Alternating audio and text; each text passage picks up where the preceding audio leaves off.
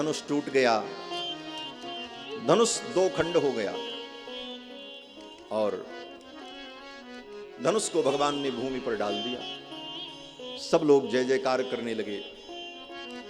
तीनों लोक में आनंद की लहर छा गई। सब बड़े प्रसन्न। एक सज्जन ने कहा कि सब लोग तो बड़े प्रसन्न थे कि धनुष टूट गया, लेकिन एक व्यक्ति तो दुखी होगा। बोले कौन? बोले वो बेचारा धनुष जो टूट गया, उसको तो दुख हुआ होगा कि हम तोड़ दिए गए। लेकिन उस धनुष ने कहा नहीं नहीं, हम भी सुखी हैं, हम बड़े प्रसन्न हैं।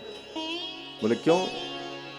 धनुष ने कहा जब तक हम टूटे नहीं थे तब तक हम दूसरों को तोड़ते थे। क्यों? बोले धनुष से बाण चलते हैं और बाण दूसरे का प्राण ले लेता। धनुष ने कहा जब तक हम टूटे नहीं थे तब तक हम दूसरों को तोड़ते थे, लेकिन आज जब हम टूटे हैं तो दो को जोड़ करके टूटे हैं, इसलिए मेरा टूटना भी सार्थक है, मैं भी प्रसन्न हूं। धनुष ने कहा हम भी प्रसन्न हैं। लोगों ने कहा प्रसन्न तो हो, लेकिन आज इस भरी सभा में तुम इतने हल्के हो गए। अरे सभा में तो व्यक्ति को गंभीर होना चाहिए। सभा में जो अपनी गंभीरता को खो दे वो सभा में बैठने लायक नहीं होता। सभा में तो गांभीर्य का ही महत्व। लोगों ने उकसाया मानो। कुछ लोग होते हैं ना कि न भी व्यक्ति को समझ में आवे तो उसको कुछ न कुछ उल्टा समझाते हैं। तो लोगों ने कहा कि भाई सभा में तुम इतने हल्के हो गए, तुम्हारा तो हल्कापन सिद्ध हो गया। राम जी ने तुमको ऐसे ही उठा लिया। तो धनुष ने कहा हल्के तो हम हो गए, लेकिन किसी राजा से, किसी ऐरे गैरे के द्वारा हम नहीं उठे। अगर मुझे उठाया तो रघुनंदन राम ने उठाया है, किसी साधारण पुरुष ने नहीं उठाया है, इसलिए मेरी महिमा में कोई कमी नहीं हुई। लोगों ने कहा कि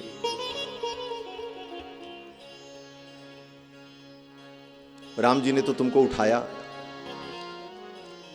लेकिन भरी सभा में तुमको तोड़कर जमीन पे डाल दिया।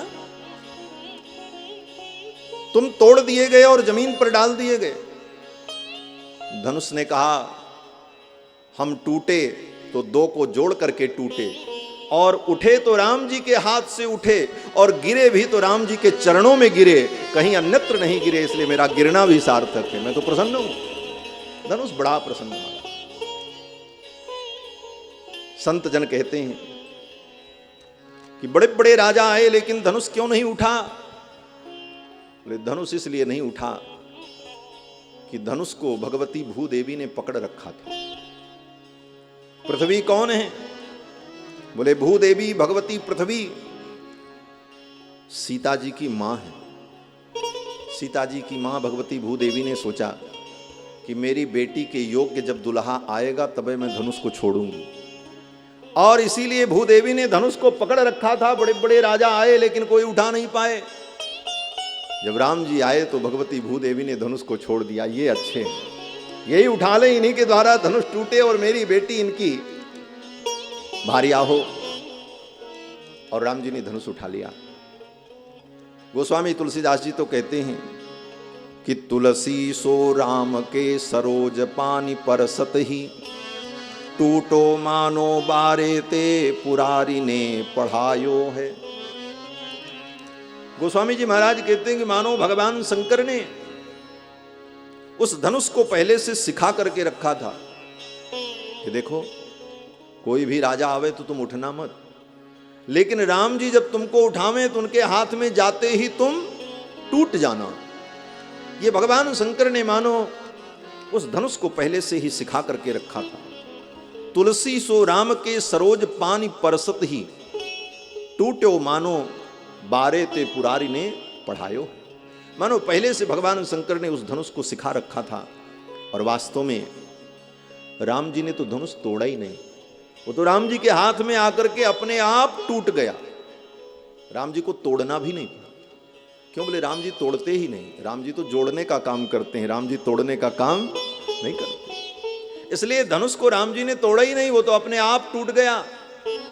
इसीलिए तो परशुराम जी आए तो लक्ष्मण जी ने यही कहा कि छुअत टूट छुअत टूटे रघुपति न दोषु, छुअत टूटे रघुपति न दोषु।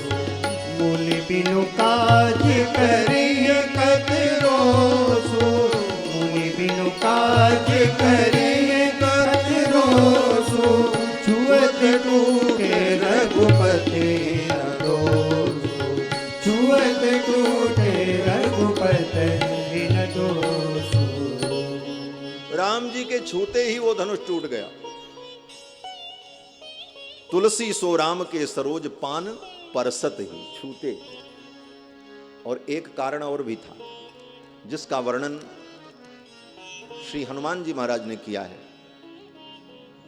हनुमान नाटकम नाम के ग्रंथ में एक बड़ा अद्भुत भाव श्री हनुमान जी महाराज कहते हैं कि वो धनुष भगवान शंकर का धनुष था और उस धनुष से कितने जीवों की हत्या हुई थी। तो धनुष ने सोचा कि मेरे पापों का प्रायश्चित्त कैसे होगा, मैं अपने पापों का प्रायश्चित्त करने कहां जाऊं। पाप का प्रायश्चित्त करने के लिए लोग तीर्थ में जाते हैं,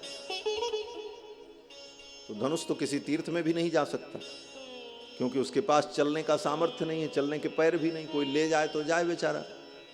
तो धनुष ने सोचा कि किसी तीर्थ में जाकर के मैं अपने पापों का प्रायश्चित्त करूं।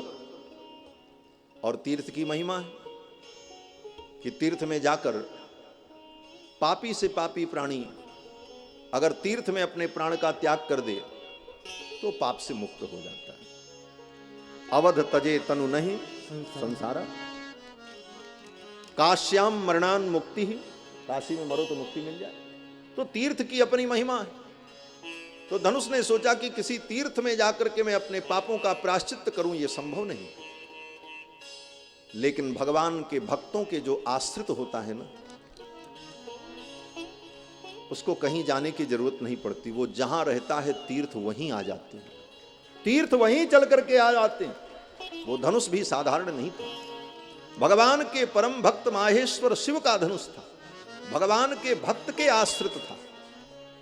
इसलिए भगवान स्वयं चल करके वहां पहुंच गए, तीर्थ स्वरूप परमात्मा। और भगवान ने जब धनुष को उठाया तो भगवान के कर कमल रूपी तीर्थ में आकर के धनुष ने स्वयं अपने प्राणों का त्याग कर दिया। श्री हनुमान जी महाराज कहते हैं कि ऐशम धनुर निज पुरश्चरणाय नूनम देहम मुमोच रघुनंदन पाणि तीर्थे। ऐशम धनु, भगवान शिव का वो पवित्र धनुष, निज पुरश्चरणाय नूनम, अपने पापों का मानो प्रायश्चित्त करने के लिए, देहम मुमोच रघुनंदन पाणि तीर्थे, रघुनंदन के कर कमल रूपी तीर्थ में आकर के उस धनुष ने अपने प्राणों को त्याग दिया, स्वयं टूट गया।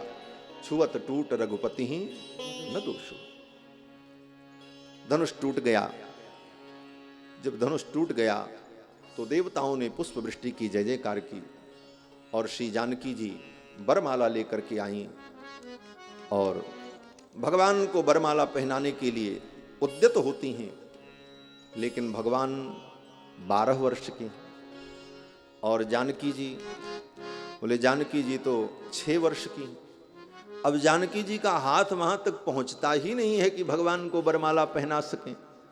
तो सखियां गाती हैं भगवान को देख करके और सखियां भगवान से निवेदन करती हैं कि लाला जरा झुक जाओ, मेरी किशोरी जी बहुत छोटी हैं, आपके गले तक इनका हाथ पहुंच नहीं रहा है।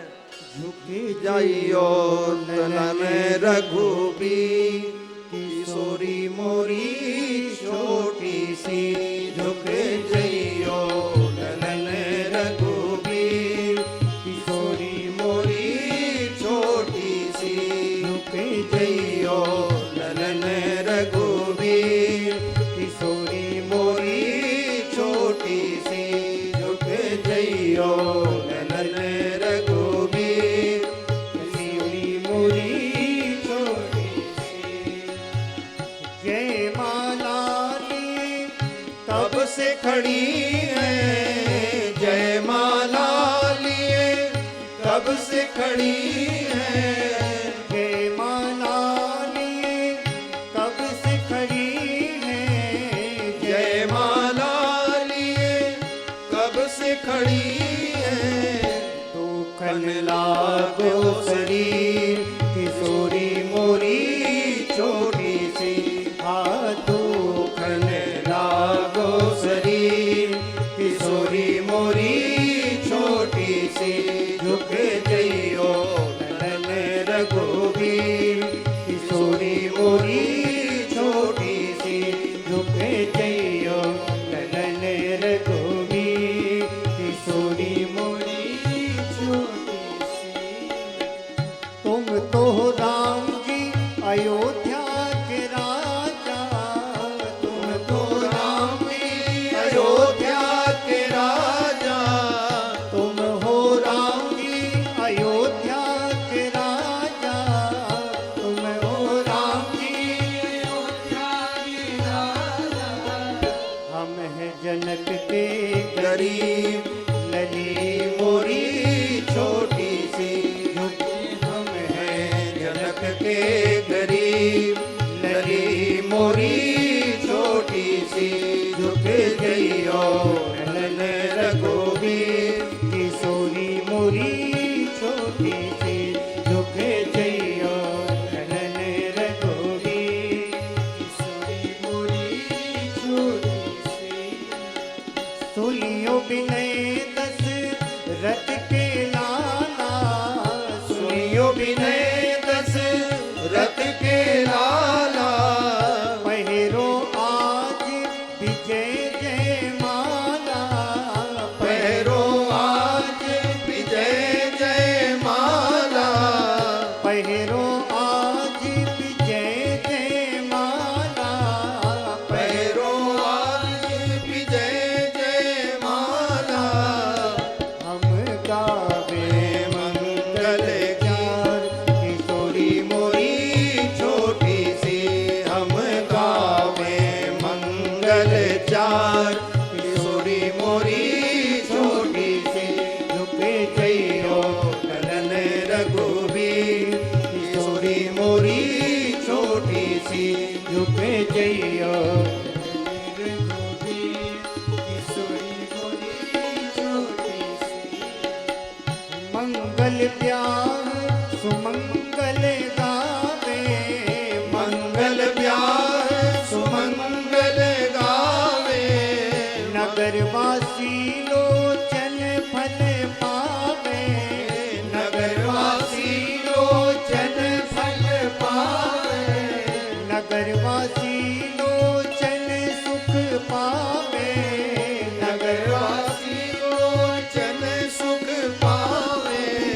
जुगल नयन बलिहार किशोरी मोरी छोटी सी, हाँ जुगल नयन बलिहार किशोरी मोरी छोटी सी, झुक जइयो नयन रघुबीर किशोरी मोरी छोटी सी, झुक जइयो नयन रघुबीर किशोरी मोरी छोटी सी, झुक जइयो नयन रघुबीर किशोरी मोरी छोटी सी, झुक जइयो नयन रघुबीर किशोरी मोरी छोटी सी, किशोरी मोरी छोटी सी, किशोरी मोरी छोटी सी। सखियों ने कहा सरकार थोड़ा झुक जाइए, मेरी किशोरी जी छोटी है, गले में माला डाल दे।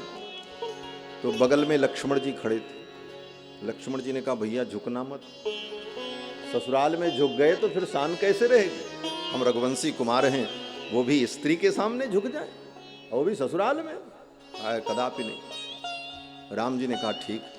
दोनों भाइयों ने योजना बना ली। राम जी और तन करके खड़े, काहे को झुके। लेकिन सखियां बड़ी चतुर थी। श्री गोस्वामी जी महाराज वर्णन करते हैं कि गावहीं छवि अवलोकी सहेली, गावहीं छवि अवलोकी सहेली, गावहीं छवि अवलोकी सहेली, सिय जयमाल राम उर्मिली, सिय जयमाल राम उर्मिली, गावहीं छवि अवलोकी सहेली,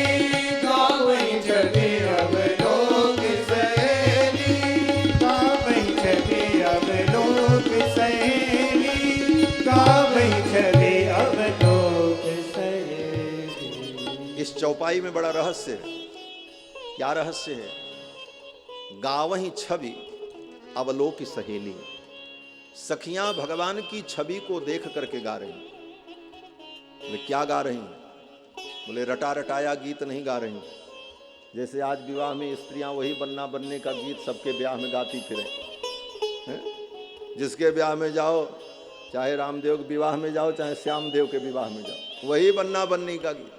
लेकिन मिथिला की सखियां तो पंडिता हैं, कवियत्री हैं, काव्य कला प्रवीण हैं।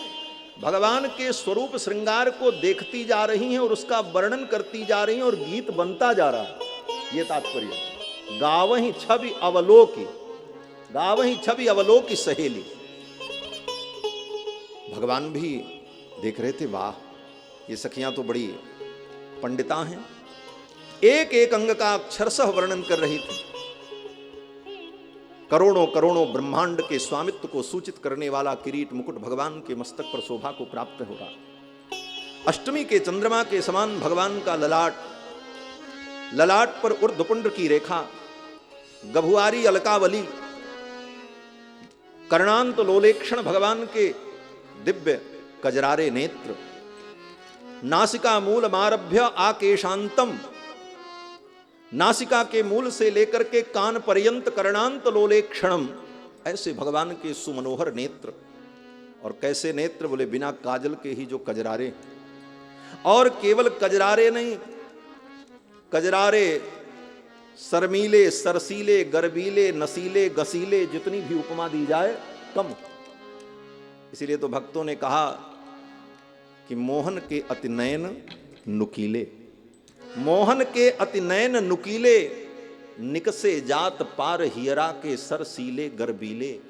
ना जानो बेधन अनियत की तीन लोक ते न्यारी, और ज्यों ज्यों छिदत मिठास हिये में सुख लागत अति भारी। ऐसे नेत्र हैं भगवान। भगवान के ऐसे सुंदर नेत्र, समुन्नत नासिका, काश्मीरी सेब की अरुणिमा को भी लज्जित करने वाले भगवान के सुंदर गोल गोल कपोल, भगवान के सुंदर सुमधुर अधर, जिन अधरों की अरुणिमा को देख करके आर्य ललना भी अपने आर्य चरित्र से विचलित हो जाएं, ऐसा भगवान का सुमधुर अधर।